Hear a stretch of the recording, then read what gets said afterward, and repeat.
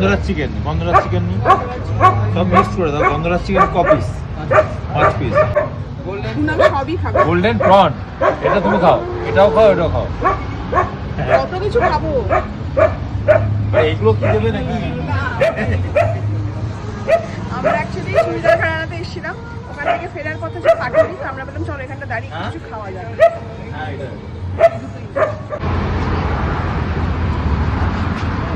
এখানে মোমো আছে তো?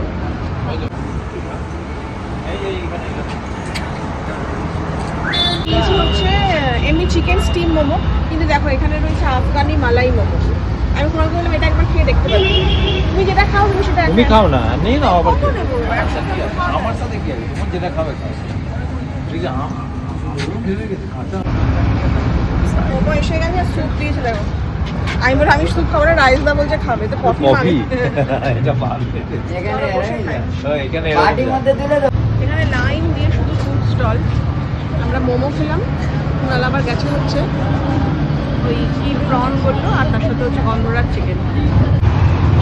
এই জায়গাটা কিন্তু আমাদের স্ট্যান্ডের মতো, তাই না বলো? খুব ভালো লাগছে এখানে, একটা সুন্দর ওই দেখো আর একটা জায়গা। ওখান থেকেই বড়টা